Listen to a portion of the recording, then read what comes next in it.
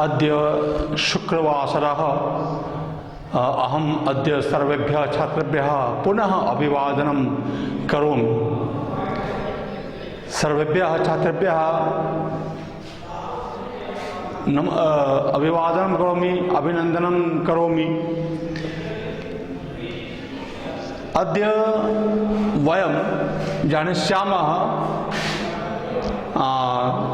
अध्याय तृतीय संदर्भे अध्याय अस्ति कि व्यायामः सर्वदा पथ्यः, व्यायामः सर्वदा पथ्यः।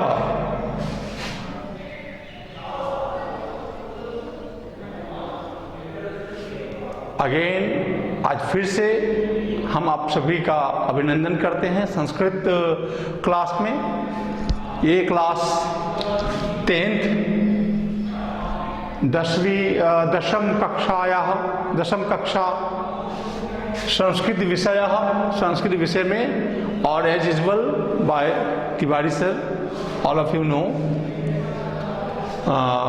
आज जो हम लोग जानेंगे वो है चैप्टर 3 व्यायामः सर्वतः पथ्यः।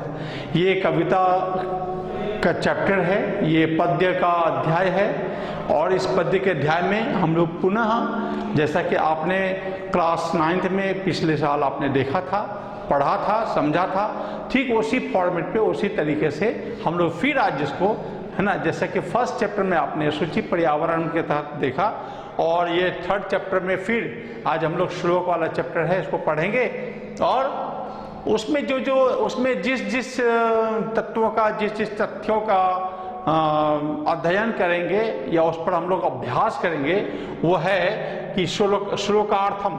सबसे पहले हम लोग श्लोक का मीनिंग जानेंगे, श्लोक का अर्थ जानेंगे, है ना, श्लोकार्थम। उसके बाद जो अभ्यास के लिए है सीबीएसई की परीक्षा को देखते हुए उसके दृष्टिकोण से, उसके तैयारी की दृष्टिकोण से, वो है पद्यांश। उसके बाद भावार्थ या अन्वयः, उसके बाद प्रश्न निर्माणम। ये 4 सेगमेंट में हम लोग इस चैप्टर को देखेंगे, इस चैप्टर को समझेंगे, सुनेंगे।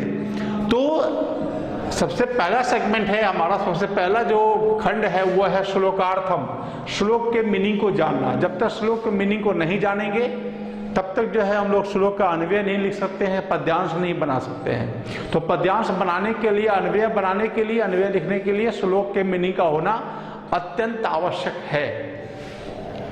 तो चलिए सबसे पहला श्लोक चलते हैं कि शरीरायास जननम कर्म व्यायाम संगीतम तत्कृत्वा तु सुख देहम विमृद्धन्यात् समन्ततः।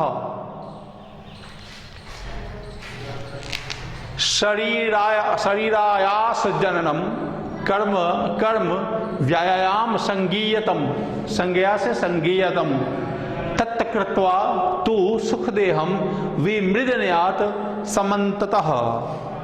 तो अब इस श्लोक में जो कठिन शब्द है उसके मीनिंग को मैं बोल दूं। वह है शरीर का मतलब शरीर, आयास जननम, आयास जन्म, आयास सजनम, आयास सजननम, हाँ, आयास सजननम, शरीर जो आयास जन्म, कहने का मतलब परिश्रम के फल से। आयास का मतलब था प्रयास, उससे जो उत्पन्न, जो परिश्रम के कारण जो हमारे सामने परिणाम दिखता है, परिश्रम के कारण जो परिणाम आए वो व्यायाम संगीतम, व्यायाम का नाम वाला, व्यायाम का नाम देना, देहम, देह का विमृद्धन्यात्, मालिश करनी चाहिए, और समन्ततः का मतलब सब ओर से, सभी दृष्टिकोण से।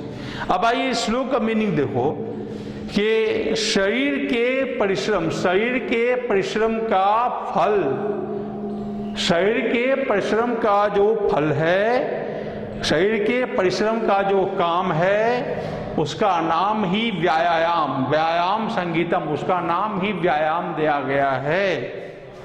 तत्कृत्वा उसे करके, तत् जो कृत्वा, तत्कृत्वा उसे करके, तू सुख देहम उसे करके तो सुख का देह, उसे करके तो शरीर में सुख की प्राप्ति होती है, अर्थात शरीर जो है आनंदित होता है। और विमृत न्यात समन्ततः, मतलब सब तरफ से शरीर को मालिश हो जाती है। व्यायाम जो है एक तरह से हमारे शरीर को मालिश करने वाला काम, चूंकि हम बाहरी रूप से भी और अंतर रूप से भी, हम दोनों रूप से व्यायाम जब हम लोग कर रहे होते हैं तो हम लोग फिजिक मतलब भौतिक रूप से और अंतः शाश्वत रूप से, दोनों रूप से हम लोग व्यायाम कर रहे होते हैं। तो इस चैप्टर में, इस जो आप चैप्टर देख रहे हैं, व्यायाम सर्वदा पथ्य, पथ्य का मतलब होता है कि वैसे, एक तो पथ्य का जो शाब्दिक अर्थ है वह है कि ऐसे भोजन जो केवल रोगियों के लिए दिया जाता हो, ये पथ्य का शाब्दिक अर्थ है। लेकिन पथ्य का मतलब ये होता है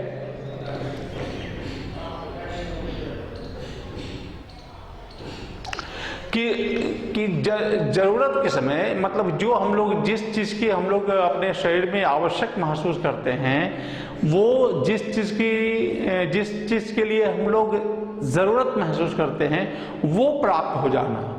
तो शरीर के लिए सबसे बड़ा जो पथ है, शरीर के लिए जो सबसे बड़ी जो जरूरत की जो चीजें हैं वो है परिश्रम।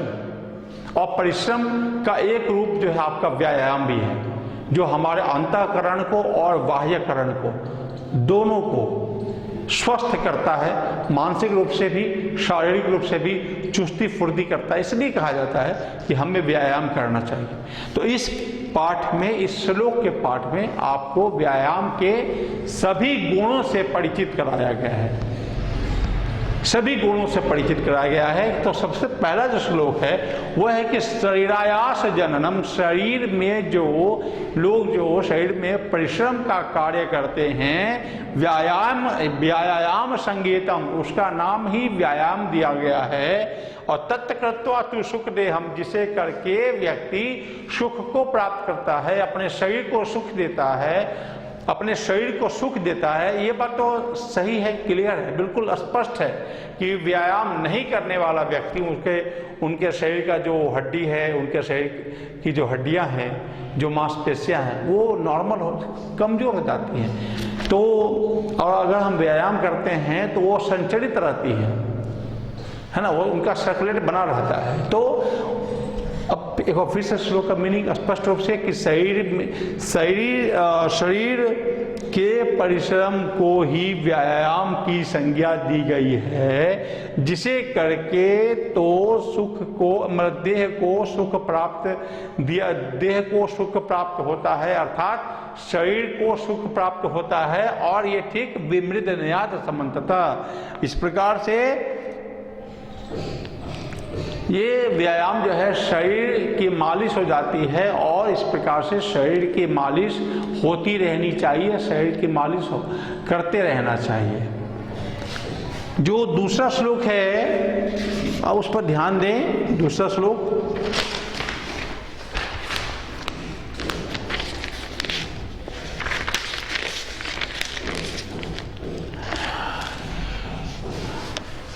शरीरोपचय कांतिर्गत्राणाम सुविभक्तता,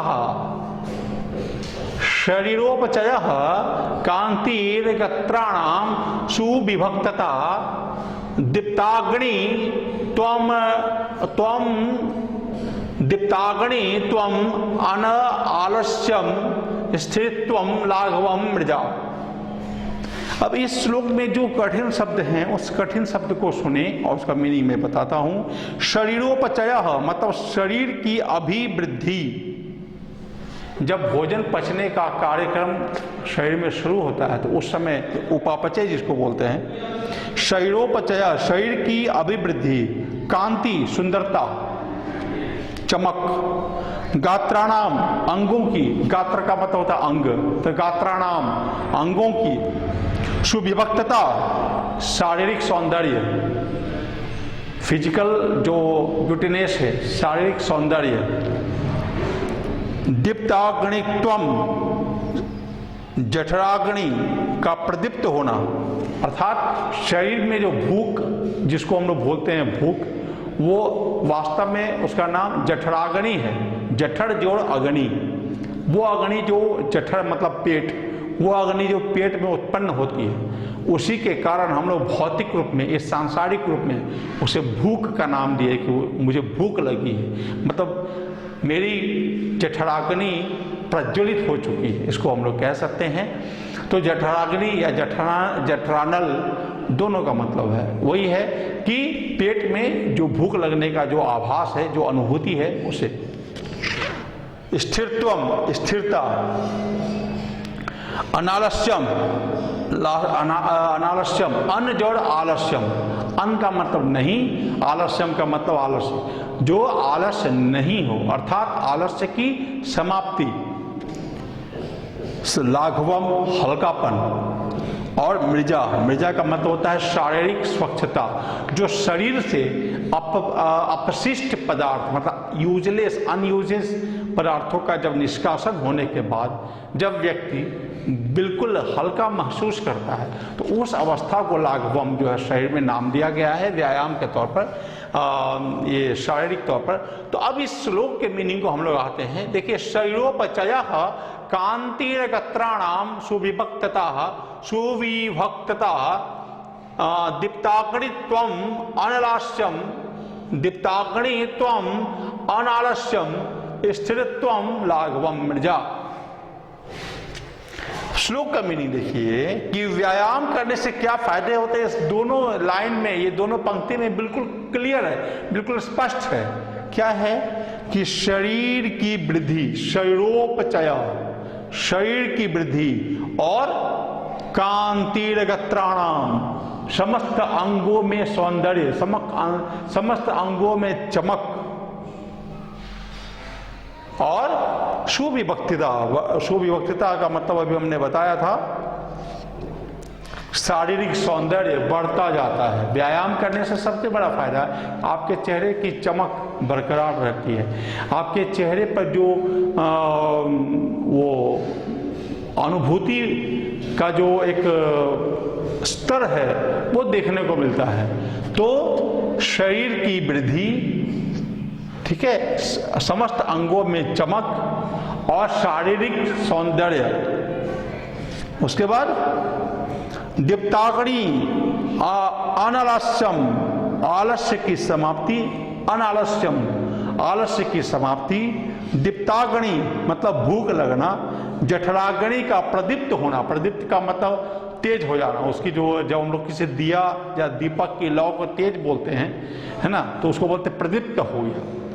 तो जठराग्नि का प्रदीप्त होना अर्थात भूख लगना, समय समय पर भूख लगना, आलस्य की समाप्ति। उसके बाद स्थिरत्वम, स्थिरता, और लाघवम मतलब शरीर में हल्कापन, और मृजा शरीर में स्वच्छता, शरीर में हल्कापन, स्वच्छता, शरीर में वृद्धि, अंगों में बढ़ती चमक, शारीरिक सौंदर्यता, है ना, और आलस्य की समाप्ति, और भूख लगने की जो प्रदीप्त प्रवृत्ति है उसकी वृद्धि होती है, वो बढ़ जाता है। व्यायाम करने से एक तो हमारा सर्कुलेट बढ़ता है, तो सर्कुलेट बढ़ने से जो हमें समय पर भूख लगना चाहिए वो समय पर भूख लगना शुरू होता है। हमारे चेहरे का जो चमक है, चेहरे की चमक है, वो चेहरे की चमक बढ़ती है। शरीर की जो सौंदर्य, जिसको हम लोग बोलते हैं, अरे वाह, कि किसी को देख के बोलते हैं वाह क्या बॉडी है, हाँ क्या फिजिक है। तो ये जो उसका शेप हो जाता है, ये जो उसके शरीर शारीरिक गठन जो बन जाती है, जो सुगठता आ जाती है शरीर में, वो सुगठता व्यायाम से ही हो सकती है और किसी काम से। तो इसलिए व्यायाम जो है शरीर के लिए अत्यंत आवश्यक है, बहुत ही जरूरी है। व्यक्ति को कम से कम ना आधे घंटे 1 घंटे तो कम से कम 10 मिनट तो व्यायाम करना ही चाहिए। तो ये द्वितीय श्लोक का अर्थ हो गया। आइए तृतीय श्लोक में हम लोग चलते हैं। श्रमकल्लमणि, है ना, श्रमक्लम मणि, ये मणि नहीं है, पी है। श्रमक्लम अपि, श्रमक्लम पिपाशोष्ण, पिपासा जो उष्ण, श्रम जोड़ अक्लम जोड़ पिपासा जोड़ उष्णम, तो श्रमक्लम अपि पाशोष्ण शीतादिनाम सहिष्णुता, सहिष्णुता आरोग्यम चापि परमम व्यायामाद, व्यायामाद उपजायते। फिर से एक बार पढ़ें, श्रमक्लम, श्रमक्लम पिपासा उष्ण, अगर अलग अलग पढ़ना है तो इस तरह से, श्रमक्लम पिपासा उष्ण शीतादिनाम सहिष्णुता आरोग्यम चापि परमम व्यायामाद उपजायते।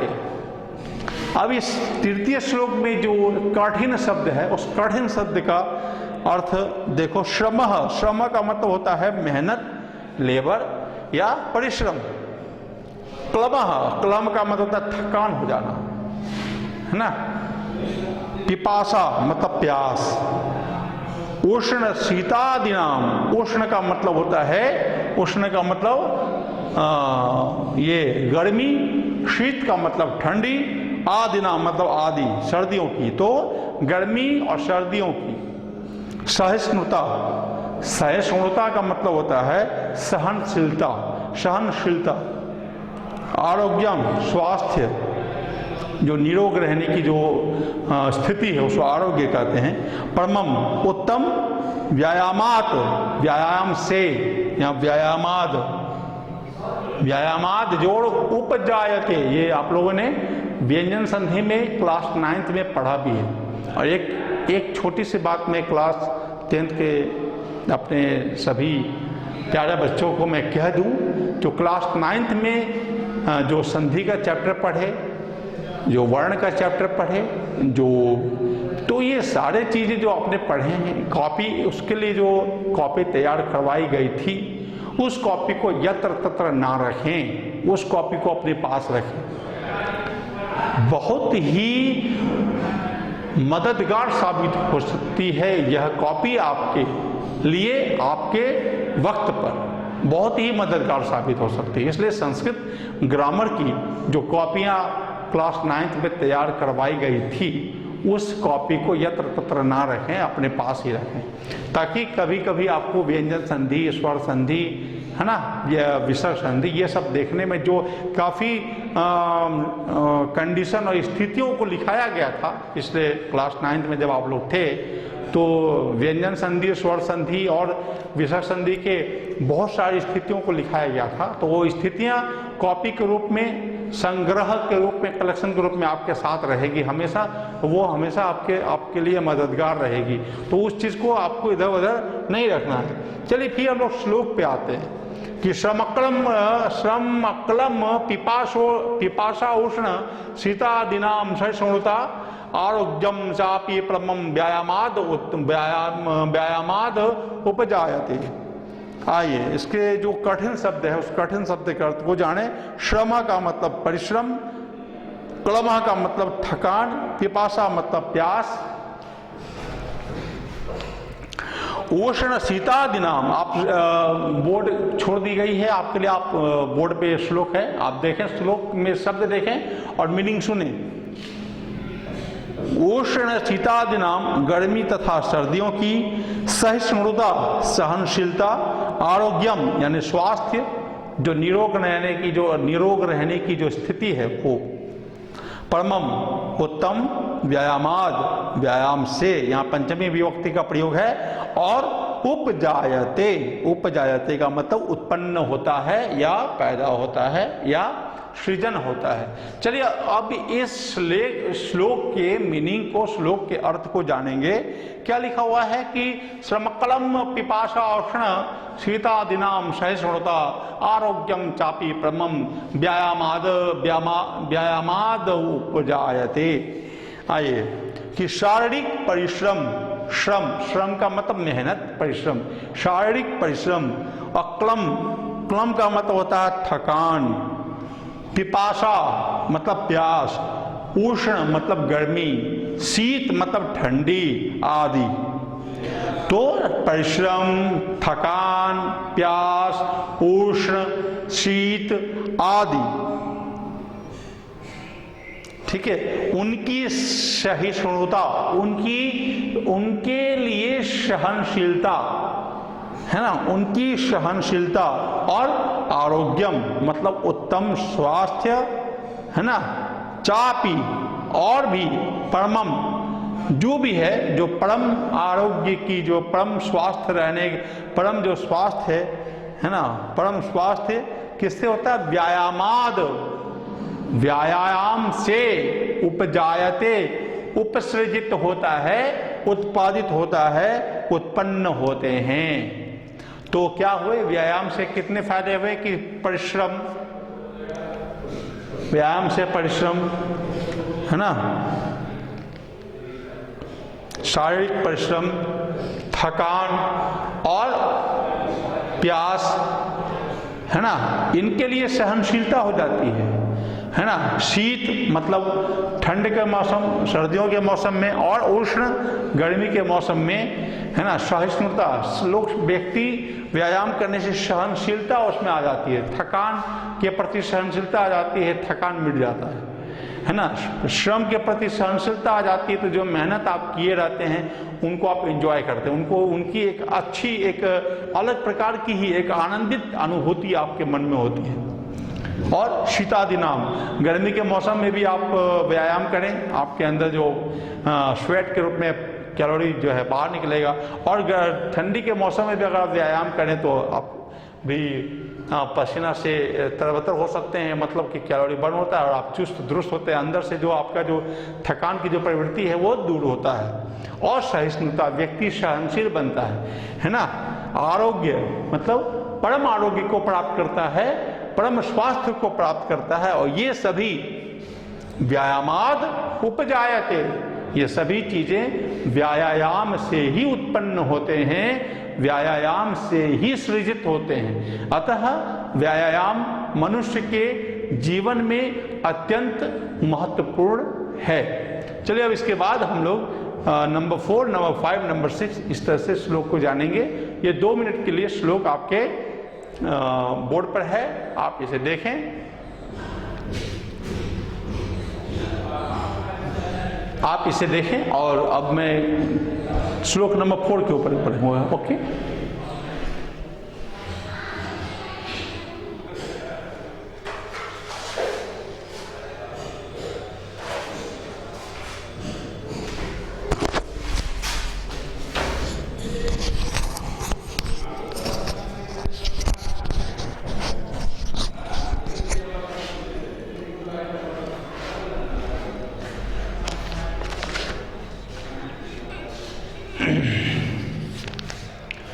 अब जो है श्लोक नंबर 4, श्लोक नंबर 5 और श्लोक नंबर 6,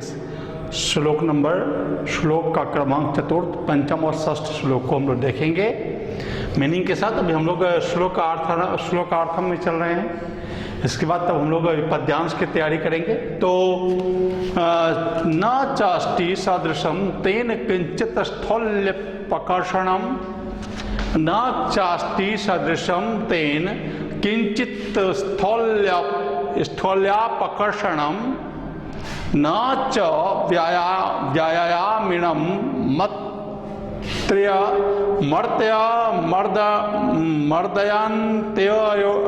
अंत्योरयोः बलात्।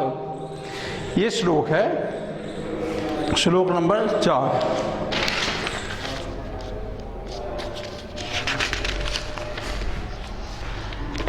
न चास्ति सदृशम तेन किंचित स्थौल्या प्रकर्षणम, न च व्यायामिनम मर्त्यमर्दयन्तयोरयोः बलात्। ठीक है, इस श्लोक में जो कठिन शब्द हैं उसके कुछ मतलब देख लीजिए कि सदृशम का मतलब समान, एक जैसा, तेन का मतलब उससे, ये सह का मतलब तत् का पुल्लिंग, तृतीया विभक्ति एक वचन है, आप लोगों ने क्लास 9 में पढ़ा था इसको। तेन, किंचित किंचित मतलब कुछ, स्थौल्यापकर्षणम, स्थौल्यापकर्षणम मतलब मोटापे को दूर करने वाला। अपकर्षण, आकर्षण, अपकर्षण। आकर्षण का मतलब होता है अपनी ओर खींचने वाला, अट्रैक्शन जिसको बोलते हैं, आकर्षण अपनी ओर खींचने वाला, और अपकर्षण का मतलब उससे विमुख होने वाला। तो स्थौल्यापकर्षणम मोटापे से विमुख होने वाला, मोटापे को दूर करने वाला। स्थूल का मतलब मोटापा होता है। व्यायामिनम व्यायाम करने वालों का, व्यायाम जोड़िना, व्यायामिना जो है, व्यायामिनम व्यायाम करने वालों को, मर्त्यम, मर्त्यम व्यक्ति को, अर्दयंती,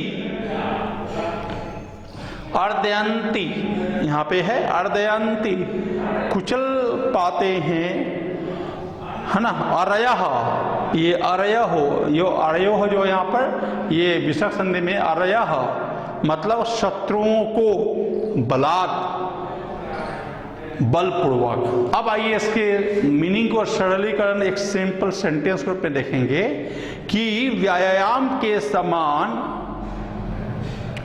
व्यायाम न चास्ति सदृशम तेन, तेन मतलब किसके द्वारा, उसके, उससे जैसा, उसके जैसा, सदृशम समान रूप से, न चास्ति नहीं कोई और है, किसके जैसा, व्यायाम के जैसा, व्यायाम के जैसा, है ना। तो क्या करते हैं किससे, कि कोई भी, किंचित कोई भी, है ना, स्थौल्यापकर्षणम मोटापे को दूर करने वाला, कोई और व्यायाम के जैसा कोई और नहीं है जो मोटापे को दूर करता हो। ठीक है, लिखेंगे व्यायाम के जैसा मोटापे को दूर करने वाला कोई और आधार नहीं है, कोई और माध्यम नहीं है। व्यायाम से ही आप अधिकांश रोगों से मुक्ति पा सकते हैं, व्यायाम से ही। लेकिन क्या है कि अब इसे करने के लिए जो निश्चित समय निर्धारित आप करेंगे, करते हैं, उस समय पर व्यायाम आपका होना चाहिए। ये कोई आवश्यक नहीं है कि आप 2 घंटे से व्यायाम कर रहे हो, बल्कि ये आवश्यक जरूर है कि आप नियमित रूप से कर रहे हो, रेगुलरली कर रहे हो। तो व्यायाम के समान मोटापे को दूर करने वाला और कोई दूसरा नहीं है। न च व्यायामिनम, और ना, और व्यायामिनो, व्यायाम करने वाले व्यक्तियों को, व्यायाम करने वाले व्यक्ति जो हैं वो क्या करते हैं, बलपूर्वक, है ना, बलपूर्वक शत्रुओं को कुचल पाने में, शत्रुओं को बल से, हाँ, शत्रु को, अरयो का मतलब, अरी का मतलब होता है दुश्मन, तो शत्रु, तो शत्रुओं को मर्दय मतलब परास्त कर सकते हैं। व्यायाम करने वाले ही अपने बल का प्रयोग कर करके, है ना, अपने से अधिक बल वाले शत्रुओं को भी परास्त कर सकते हैं। व्यायाम में वो ताकत है। चलिए, अब क्या है कि श्लोक नंबर 5, न चैनम सहस्राक्रम्य, न चैनम सहस्राक्रम्य जरा समदीरोहति स्थिरी भवति मांसम च व्यायाम अभिरतस्य च। न चैनम सहसाक्रम्य जरा समधिरोहति स्थिरी भवति मांसम च व्यायाम अभिरतस्य च।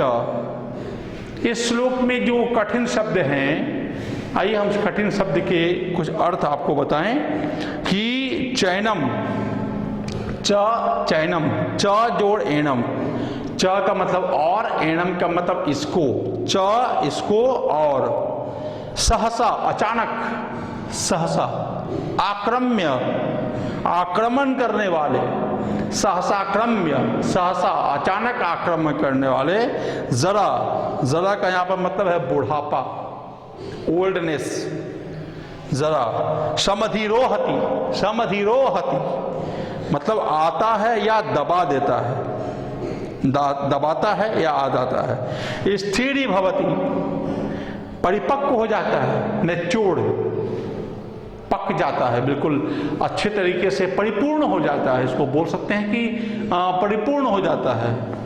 मांसम च,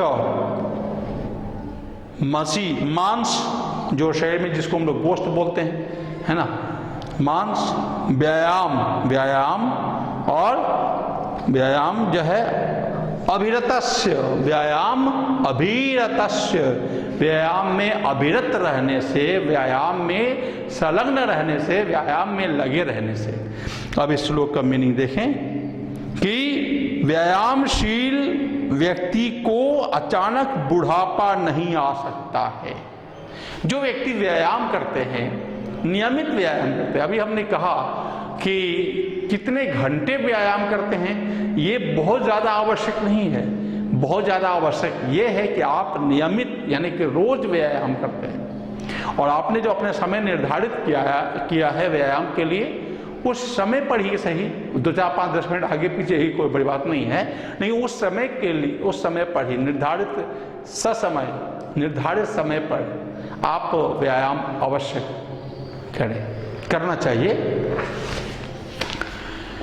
तो व्यायामशील व्यक्ति को अचानक सहसा आक्रमण, अचानक आक्रमण नहीं कर सकता है। कौन? बुढ़ापा।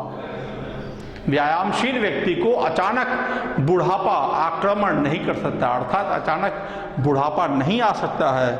और व्यायाम में जो तल्लीन रहने वाले लोग हैं, व्यायाम स्थिर भवति मांसम च, व्यायाम में जो तल्लीन रहने वाले लोग हैं, ऐसे मनुष्य का मांस परिपक्व होता है, अर्थात ऐसे मनुष्य के जो शरीर हैं वो बिल्कुल देखने में गठित जैसे लगते हैं, ऐसा लगता है कि कोई एक अच्छा आकार लिया हुआ हो, है ना। जो हम लोग कई लोगों को देखते हैं व्यायाम करने के बाद जो उनका मसल्स वगैरह, है ना, पैक्स वगैरह जो भी देखते हैं, जो आजकल तो मशीनी युग है, मशीन से लोग जिम, आजकल लोग जिम का इस्तेमाल करते हैं। बहुत सारे प्रयोगवादी मशीन सब, प्रयोगवादी यंत्र सब भी हैं जो अपने शरीर को शेप में डालने के लिए उसका प्रैक्टिकल करते हैं। ये आज का आधुनिकीकरण है, लेकिन जो हमारा जो सनातन है, जो हमारा जो हमारी जो संस्कृति है, जो हमारी परंपराएं हैं व्यायाम की, वो सैर सपाटा है, वो प्रातः भ्रमण है, सूर्य नमस्कार है, प्राणायाम है, योग है, और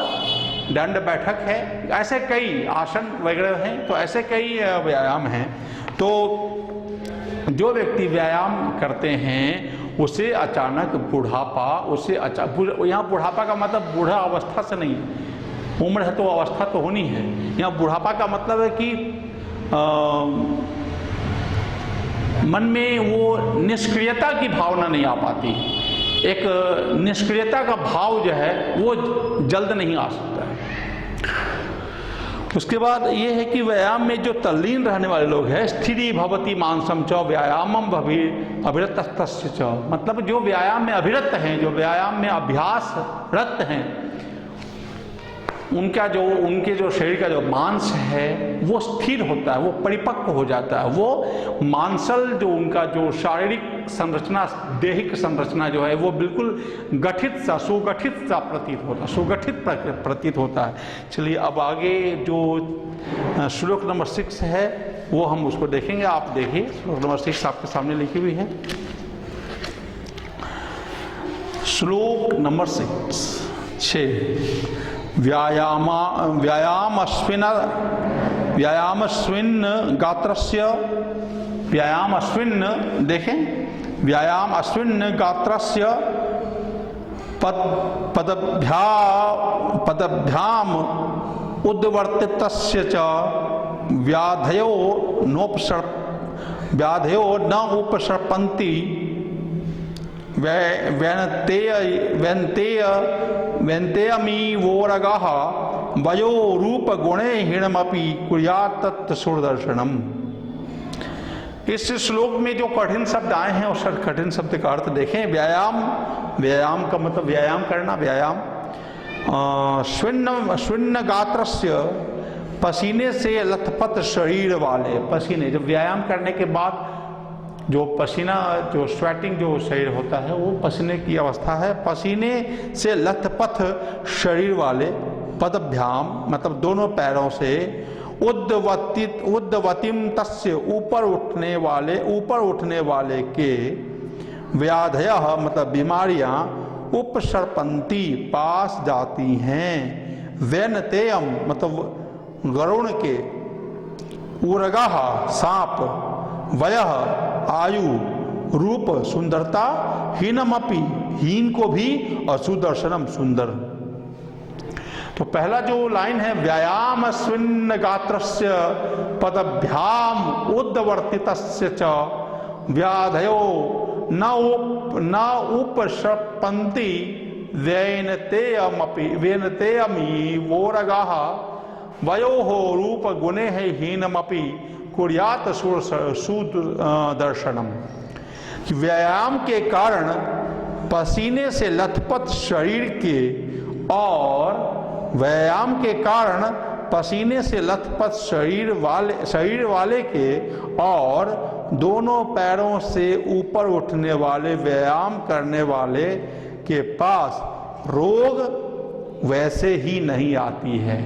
सिंपल सा कहने का अर्थ यह है कि जो नियमित रूप से व्यायाम में रत है, जो नियमित रूप से व्यायाम कर रहे हैं, जिनका शरीर व्यायाम के कारण पसीने से लथपथ हो रहा होता है, और दोनों पैरों के ऊपर से यानी कमर के ऊपर वाले भाग से जो हम लोग व्यायाम करते हैं, उस स्थिति में जो व्यायाम में रत हैं, जो व्यायाम में अभ्यास लीन है ना, उनके पास रोग वैसे भी नहीं आते हैं जैसे व्याधयो नोपसर्पन्ति, जैसे व्याधि मतलब व्याधि का मतलब होता रोग, रोग नहीं आते हैं। न उपसर्पन्ति जैसे सांप नहीं आ पाता है। वैनतेयम विवोर्गाः मतलब ओर्गाः मतलब सांप, वैनते है गरुड़ के पास, जैसे गरुड़ के पास सांप नहीं आता है, वैसे व्यायाम करने वाले व्यक्ति के पास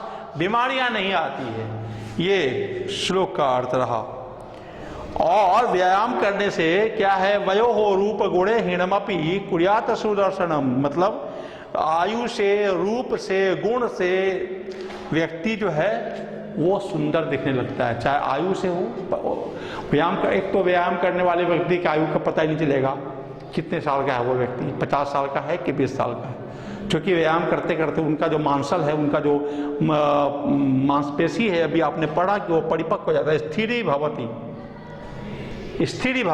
स्थिर हो जाता है, परिपक्व हो जाता है। और जो व्यायाम करने के बाद जो पहले वाले श्लोक में आपने पढ़ा कि कांति जो उसकी सुंदरता है वो निखर जाती है, वो और भी चमक, चेहरे पर जो व्यायाम करने के बाद चमक और भी खिल जाती है। तो ना तो इससे रूप का पता चलता है, ना तो इससे आयु का पता चलता है, और जो गुण है, गुण से हीन व्यक्ति भी जो है वो सुंदर दिखने लगता है। ये व्यायाम के गुण हैं कि जो शरीर का जो प्रदर्शन वाले जो भाग है वो और भी कांतिमय हो जाता है, शरीर और भी कांतिमय हो जाता है व्यायाम करने से। ये सबसे बड़े फायदे हैं। इसके बाद हम लोग देखेंगे श्लोक नंबर 7, 8, 9।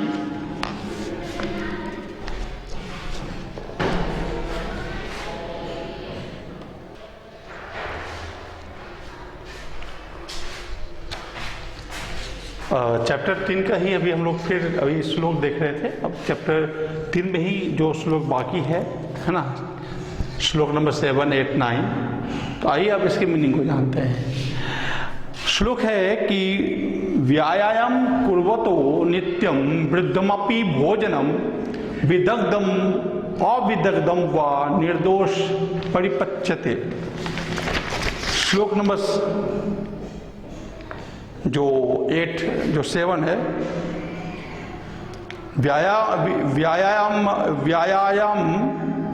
व्यायामम कुर्वतो नित्यम वृद्धमपि भोजनम विदग्धम अविदग्धम वा निर्दोषम परिपच्यते। इस श्लोक में जो कठिन शब्द हैं उसके मीनिंग को जाने।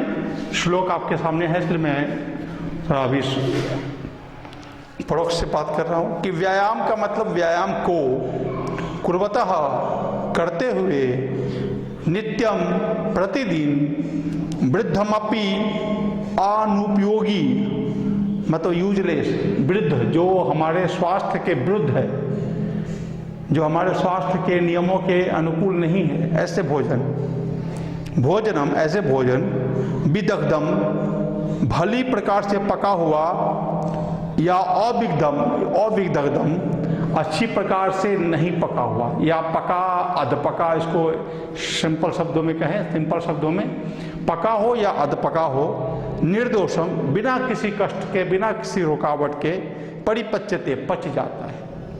अब ये श्लोक का मीनिंग देखिए कि व्यायामम कुर्वतो नित्यम, व्यायाम जो नित्य करते रहने वाले व्यक्ति का है ना, वृद्धमपि भोजनम विरुद्ध भोजन भी, विरुद्ध भोजन मतलब जो शरीर के लिए फायदेमंद, जो शरीर के लिए मतलब उपयोगी ना हो।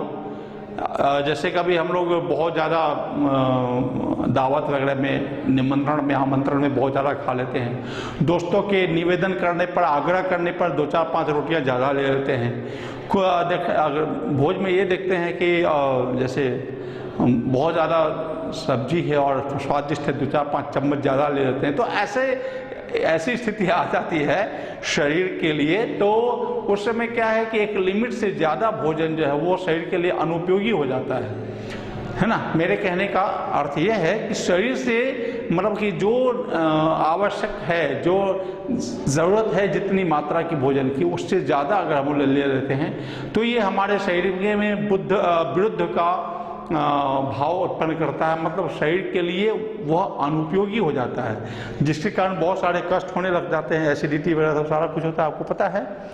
तो प्रतिदिन व्यायाम करते हुए लोगों का, व्यक्ति का वृद्ध मतलब अनुपयोगी है ना भोजन, अनुपयोगी भोजन भी, और विदग्धम अविदग्धम मतलब विदग्ध, दग्ध का मतलब होता है अग्नि में जला हुआ यानी पका हुआ।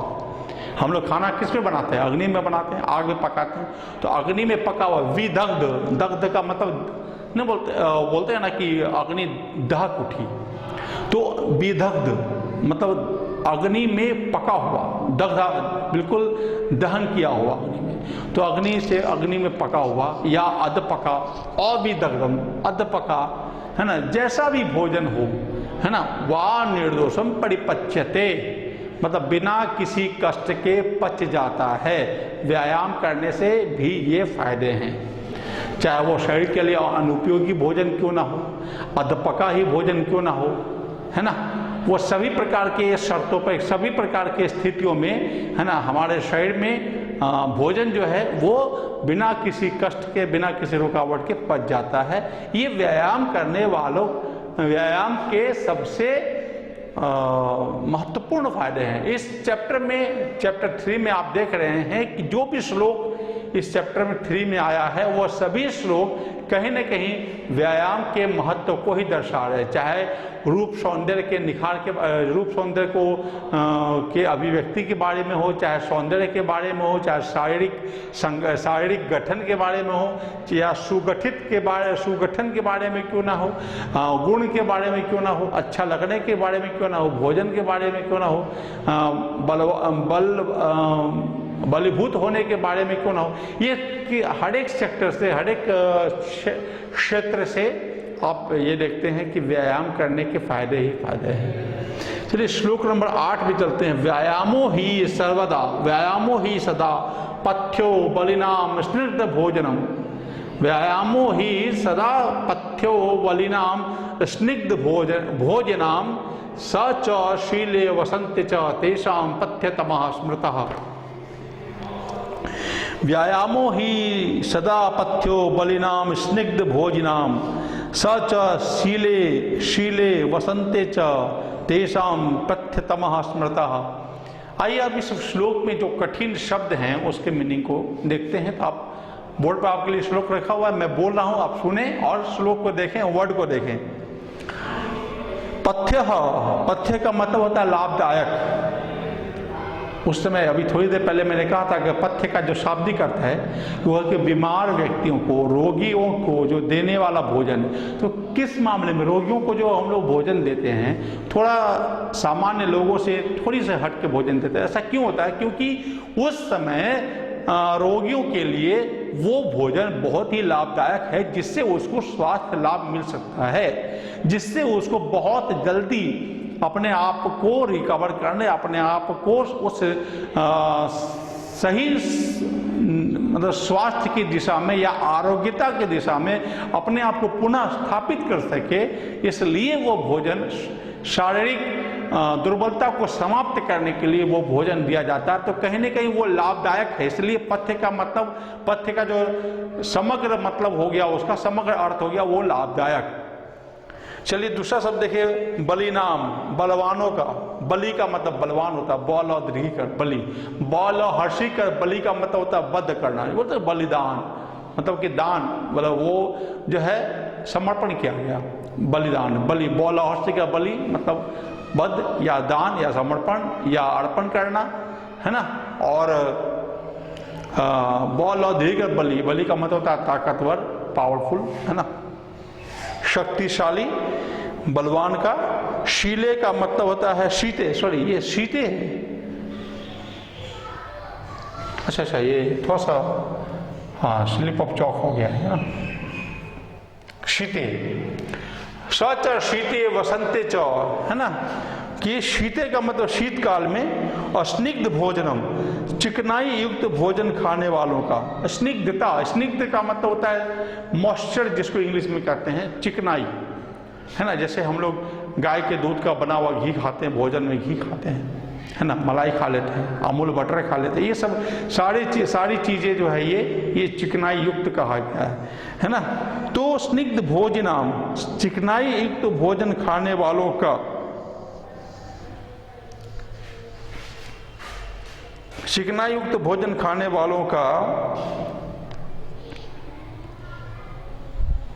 वसंत ऋतु में पथ्यतमा बहुत ही लाभदायक है, स्मृता, ऐसा कहा गया है। अब आइए श्लोक का मीनिंग देखें कि निश्चय ही व्यायाम करने वाले बलशालियों को, निश्चय ही व्यायाम करने वाले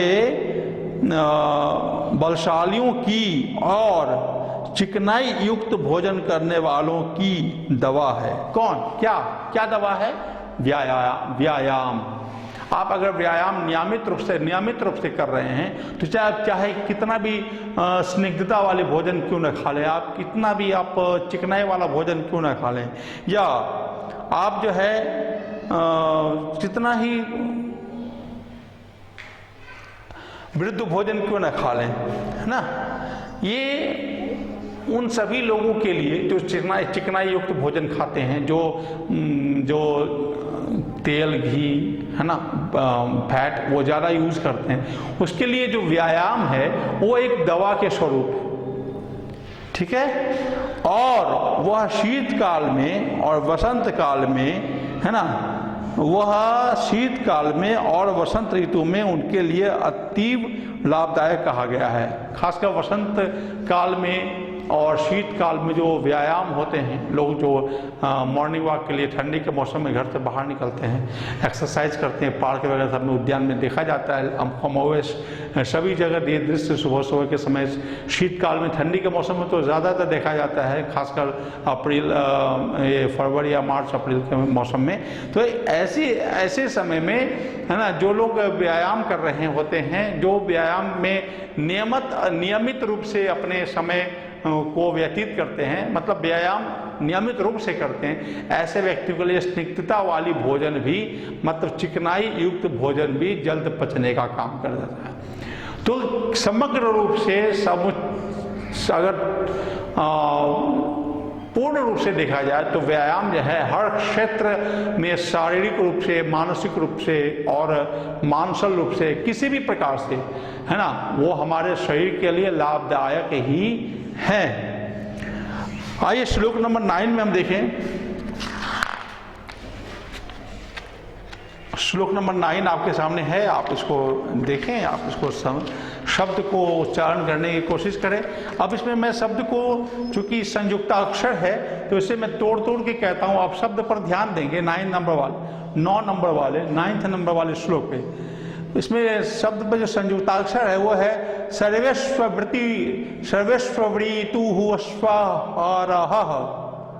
ठीक है, तो कहने का मतलब ये शब्द कौन कौन सा इसमें है? सर्वेष्व। अब ये हम लोग यण संधि में पढ़े थे, याद होगा आप लोगों को, क्लास 9th में यण संधि में पढ़ाया था कि हर्षिकर या हर्षुकर, उसके बाद कोई भिन्न स्वर रहे तो हर्षिकर का य हो जाता है, हर्षुकर का वो हो जाता है। यहाँ पर हर्षुकर है, सर्वेषु, और ये री कारांत है, इसलिए यहाँ पर रिकार हो गया, वाला के रिकार हो गया। सर्वेषु ऋतुषु, यहाँ भी वो देखिए, यहाँ भी वही चीज है ये। तो अब इसको अलग अलग करके अगर पढ़ेंगे तो होगा सर्वेषु ऋतुषु, सभी ऋतुओं में, है ना। अहरह का मतलब होता है प्रतिदिन, रेगुलरली, नियमित रूप से, है ना, प्रतिदिन। पुंभी, पुरुषों के द्वारा, आत्महितैषिभिः, अपने हित चाहने वालों के द्वारा, ठीक है।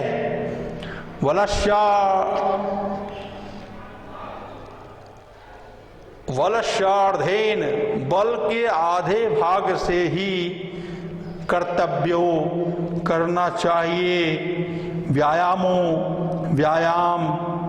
है ना। हंत्यः, रहित क्रम हो जाता है, हानिकारक जो है वो कम हो जाता है, अन्यथा नहीं तो।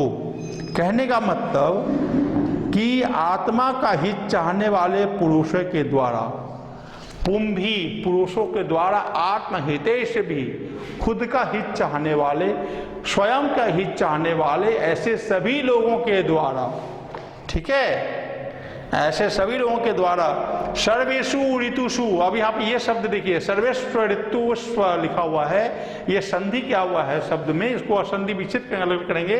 सर्वेषु ऋतुषु अहरह, सभी ऋतुओं में, दिन रात, है ना, यानी कि प्रतिदिन आधे बल से भी व्यायाम कर लेना चाहिए। अभी हमने थोड़ी देर पहले कहा था, वो इस श्लोक में ये बात आ गई कि ये आवश्यक नहीं है ना, ये बहुत ज़्यादा महत्वपूर्ण नहीं है कि आप प्रतिदिन 2 घंटे, 1 घंटे, 2.5 घंटे व्यायाम कर रहे हैं, पर ये बहुत ज़्यादा महत्वपूर्ण है कि आप नियमित रूप से व्यायाम कर रहे हैं, आप प्रतिदिन व्यायाम कर रहे हैं, आप सभी ऋतुओं में व्यायाम कर रहे हैं, सभी सीजन में, सभी मौसम में व्यायाम कर रहे हैं, सुबह शाम जिस भी आपने वक्त को अपना तय बना रखा है उस वक्त पे आप रेगुलरली व्यायाम कर रहे हैं।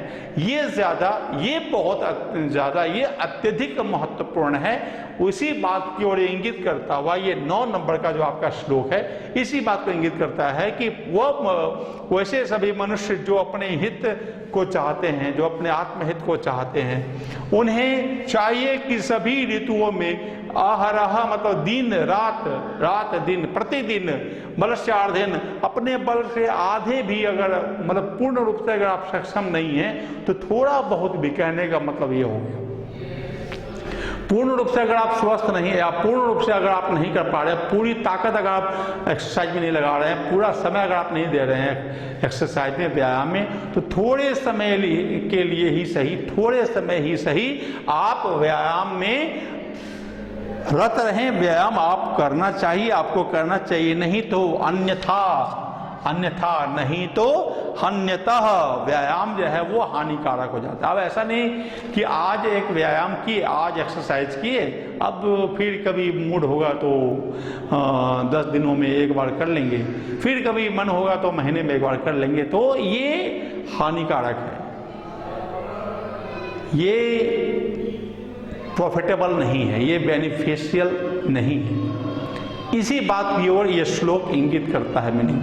और अभी हमने कुछ देर पहले कहा भी था कि, अभी भी मैंने कहा है ना, कि ये महत्वपूर्ण नहीं है कि आप कितनी मात्रा में व्यायाम कर रहे हैं, कितने समय व्यायाम कर रहे हैं, 2 घंटे, 3 घंटे, 1 घंटे, लेकिन ये बहुत ज़्यादा महत्वपूर्ण है। लेकिन ये अत्यधिक महत्वपूर्ण है कि आप प्रतिदिन व्यायाम कर रहे हैं, आप नियमित रूप से व्यायाम कर रहे हैं। भले ही आप ज़्यादा ना करें, कम करें, थोड़ा ही करें, लेकिन आप अवश्य करें।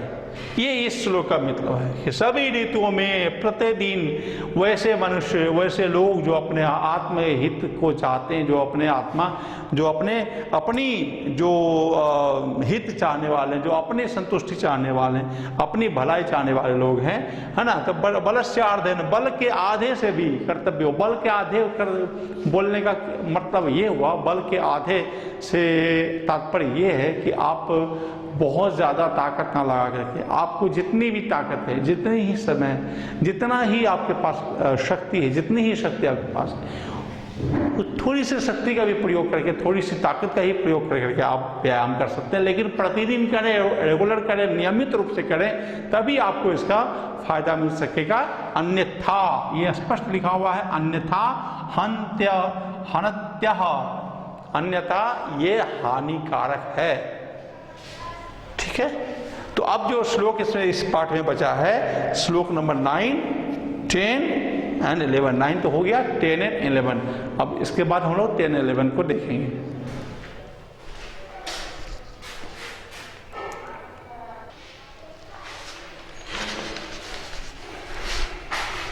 अगेन श्लोक नंबर 10 और श्लोक नंबर 11। चलिए श्लोक पे देखा जाए। बोर्ड पे में अभी आप देखिए, मैं पीछे से कह रहा हूँ शब्द को, आप ध्यान देखें, ध्यान से दें, शब्द पर ध्यान दें कि हृदय स्थानानां स्थितो, हृदय स्थानानां स्थितो वायु यदा वक्त्रं प्रपद्यते व्यायामं कुर्वतो जन्तोः तद्बलाः अर्धस्य लक्षणम्।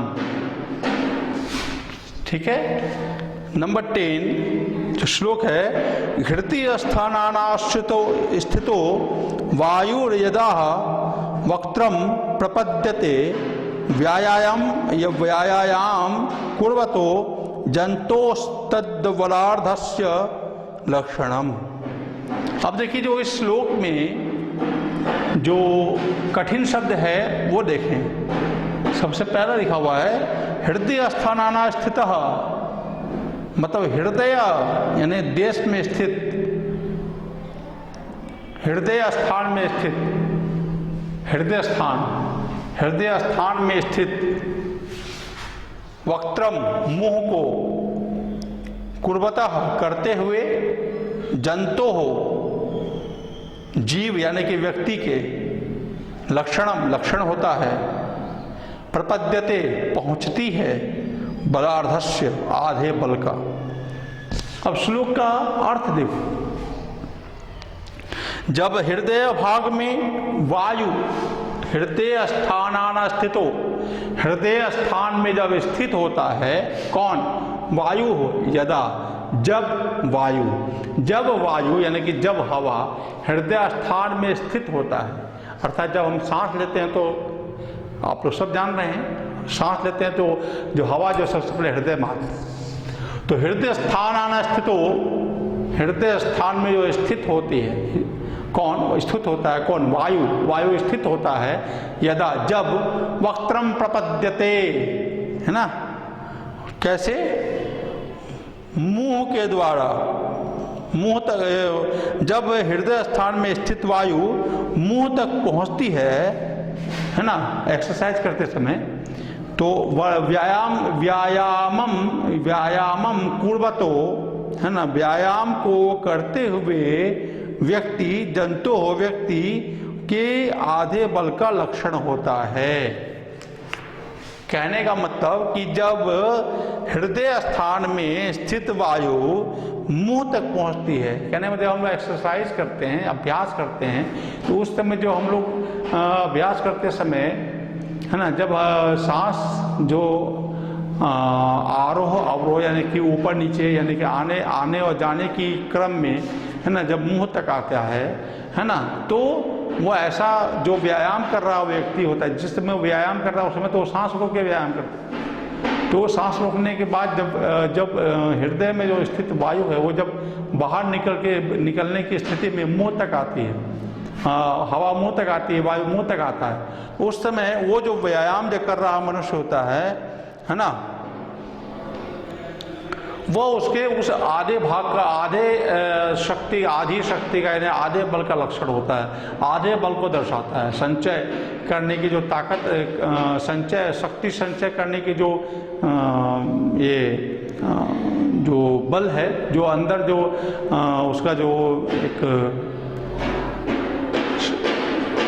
निर्धारण होता है, वो ऐसा महसूस होता है कि व्यायाम के आधे बल को वो प्राप्त किया, इस तरह से, है ना। तो हमने इस श्लोक में देखा कि हृदय में, है ना, स्थित वायु जब मुंह तक बाहर आने के जब मुंह तक आता है तो ये व्यायाम कर रहे व्यक्तियों के लिए आधे बल का हिस्सा होता है, आधे बल का कारण होता है।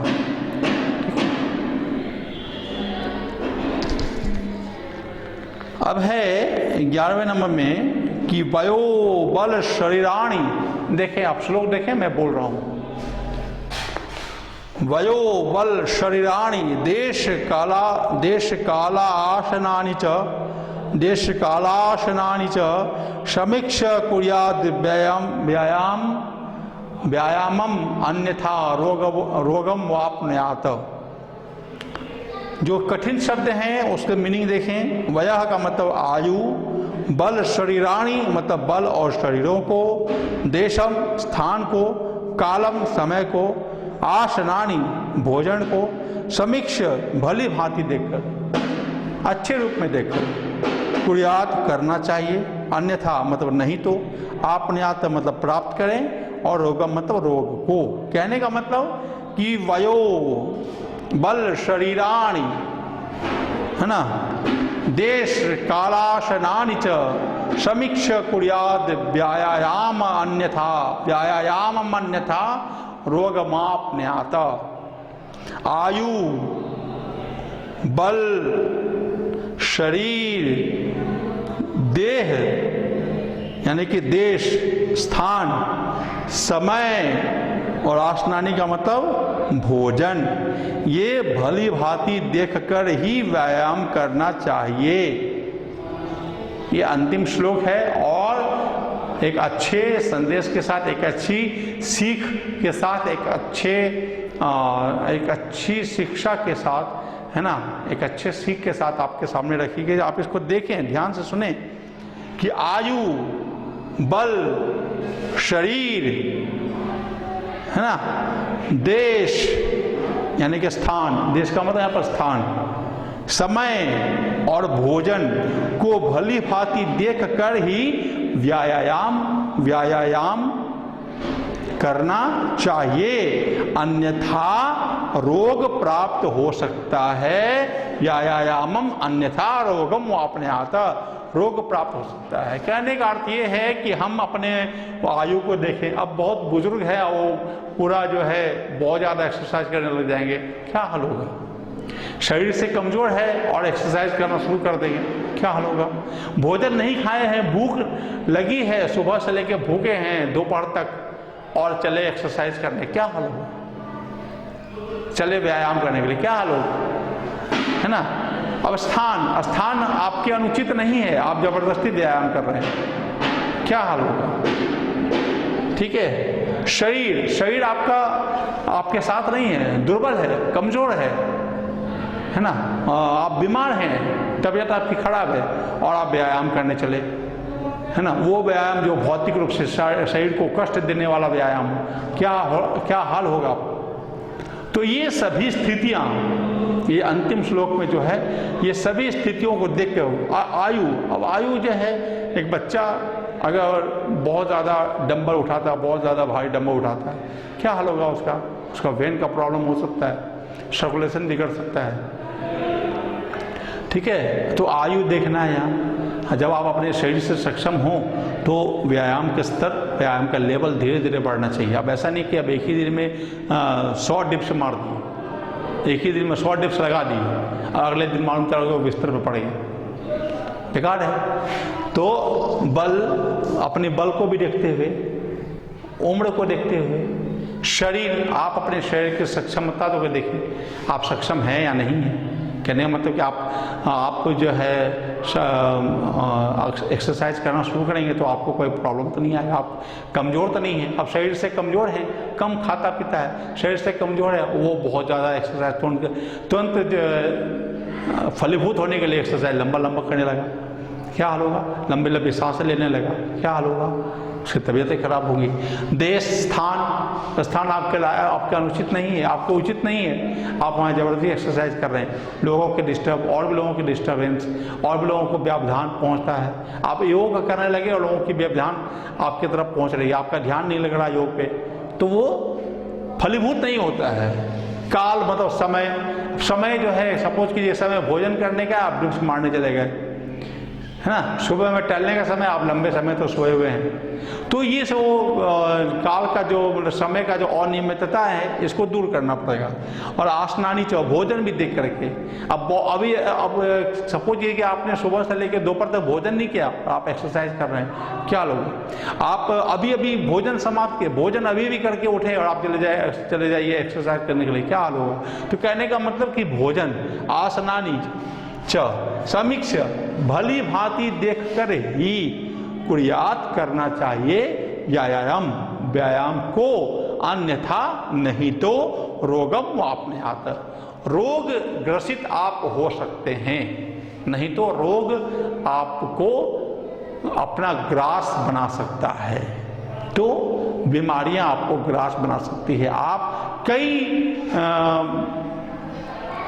प्रकार के मुसीबतों में, शारीरिक मानसिक कई प्रकार के मुसीबतों में आप पड़ सकते हैं। तो ये श्लोक के मीनिंग थे। तो अभी श्लोकार्थम हमने पूरा किया। अब हम लोग पद्यांश, है ना, और उसके बाद अन्वय, फिर प्रश्न निर्माण की ओर चलेंगे, ठीक है, इसके बाद वाले वीडियो में। इसमें श्लोक के अर्थ ही आप प्रत्येक श्लोक को फिर से देखेंगे। फिर मैं कह रहा हूँ कि जहाँ परेशानी हो, आप अपनी परेशानियों को, समस्याओं को लिखें और भरसक यथासंभव यथा समय ये प्रयास किया जाएगा कि आपकी समस्याओं को दूर करें। प्रयास किया भी जाता है, कई ऐसे देखा गया है कि वो ऐसा समस्या, अगर ऐसी समस्या कुछ आ रही है तो आप इस पर लिखें। समझने में कोई दिक्कत हो रही है, किसी शब्द को समझने में दिक्कत हो रही है, संधि विच्छेद वगैरह तो समझने में दिक्कत हो रही है, तो आप उसे कमेंट बॉक्स में लिखें और आपकी समस्या का हल होगा। और इस प्रकार से आप ध्यान दें और आप जो है संस्कृत के फेयर कॉपी करना शुरू करें। ये तीसरा चैप्टर हमने आपको पढ़ाया, श्लोक का मीनिंग, श्लोक के अर्थ। अब हम लोग पद्यांश की ओर चलेंगे दूसरी वीडियो। Thank you.